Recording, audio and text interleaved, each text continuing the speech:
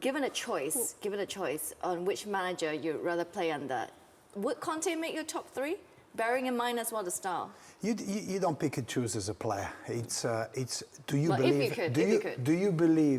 Do you believe in the manager approach and what he's trying to bring? Because we're looking from outside and we try to find out if it's the right approach. He knows the players, he knows what he wants, and he worked for him in the previous club.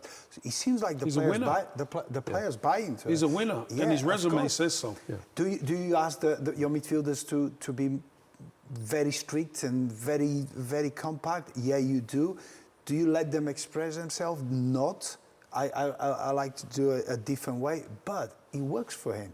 He found the formula that actually works for his teams. Yeah. You know, you used the word negative, Michel. You know, I don't know. Do Spurs play in a negative way, or do they play in a cautious way? Are they safety first, knowing that they have the quality when the opportunities come along? You know, are they playing to their strengths? Well, I would say they probably are. So, you know, I guess most managers, most coaches would love to play an open, flamboyant style of football, but not if they're going to get beat all the time. Do you think that the Tottenham have the players to play that kind of football? I don't think so. I think he fits them well in what they can do. Well, you know, he has recruited players, hasn't he? So Bentancur he's recruited in midfield. Kulusevski he's recruited as well. Those are two examples. Romero at the back. Yeah, Romero at the back. Yeah. So I think he's recruited really well. There's no question about that. But he's recruited a type of player and a type of person that actually is disciplined. Perisic, for example. You know, he's a great technician, but do you know something? He is reliable.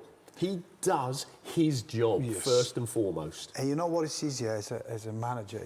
You've been there, and it's the same habits, repetitions every day. It's the same demands.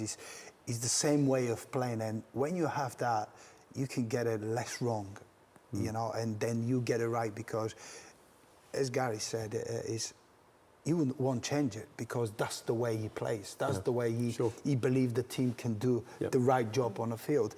What we saw in a little change in the second half is maybe Harry Kane being more active in it, taking more responsibilities, holding to that ball longer where he could give opportunity for other players to join again and get to the right places. Kev, as a striker, playing in what, again, based on what Gary has said, cautious way of playing. Listen, I've played for enough managers who are cautious, Michel. Trust me. And as a striker, you want to play expansive football. You want to play it and get plenty of chances. Kevin, there was plenty of chances in that game in the end. No, Spurs but carved them out. No, but what I'm saying is, Gary, in your head, you would think an expansive game and open. But the bottom line is, you want to play for a winning team. Sure. And no one could really say that Arsenal team I played in, when it come to times to dig in, we dug in and we won 1-0 and we took the 1-0 win.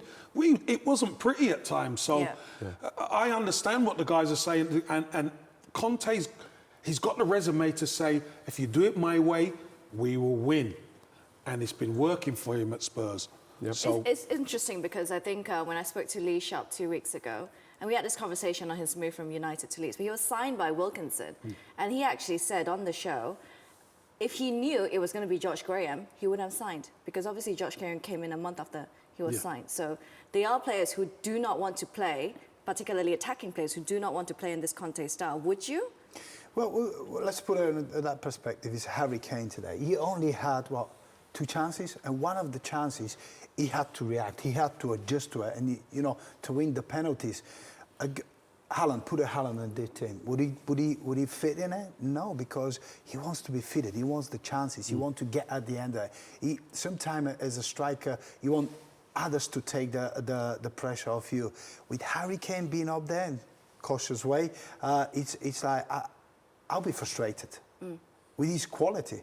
Because there's always going to be question. There's always going to be less chances than everything else. That's why he has to be... The big test comes near the end of the season. Where are Spurs?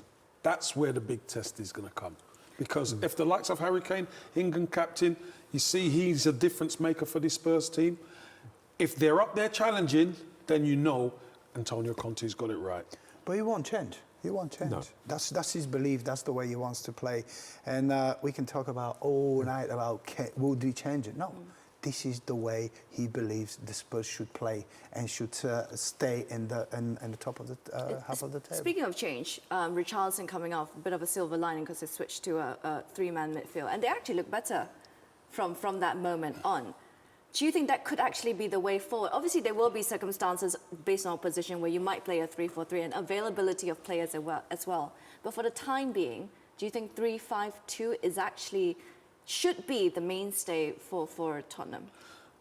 For me personally, I think Antonio Conte done the right thing at the start of the game, played 3-4-3, because Richarlison, he wants to take the game to Everton, that's for sure. But because Richarlison got injured, then he changed it to how they went against Brighton. What they can then do, they can get players, Benkantor and Højbjerg, further up the pitch. You saw Basuma starting to boss the midfield. All of a sudden, Spurs have got a grip of the game, and Everton just weren't in it after that. It was just a matter of how many Spurs were going to score. And that is one of our changes. We were discussing about who's going to come in, what is he going to change. He actually changed. He protected that middle. That's where Everton created more. They were breaking. They were going through the middle. They were making sure, they'll use those spaces. But with that change, it gave him a little bit more protection. It gave more protection of the forwards to enjoy it more, to get into the game a little bit more, and also to not track back more often like they had to do it in the first half. Yeah, I think Conte likes, or his preferred system is 3-4-3. But Spurs, in actual fact, when today, the change of formation was almost forced on him a little bit with that Richarlison injury, and Basuma went in there. Yes, of course, he could have kept it as it was, but he decided to put an extra man in midfield. I think he has a bit of a dilemma now, Conte, as to whether he sticks with his preferred system, the 3-4-3, or whether he does play an extra man in the middle of the park. In the modern game, everybody tries to play centrally, and most goals are scored from central positions. So I can understand it. Against United, what sort of formation would you set up? Against Manchester United, who they play in midweek? Spurs. What is Manchester United's real strength? I think it's the pace and the counter-attack. So I think you have to protect against that. And if you look at in midfield, with Eriksen in particular, if he bosses the midfield. So I think against Manchester United, I'd be tempted to play the extra man in midfield. Go free, definitely. It makes a sense, and it gives a better balance for that team to protect, and because going forward, you know what to expect from Tottenham Hotspur, but at the back and where they have to protect, they have to have an extra man there to give them that protection. Tell you what, if they play like they did first half, and they give Man United them chances, they'll find themselves 2 goals down. Big questions for Antonio Conte.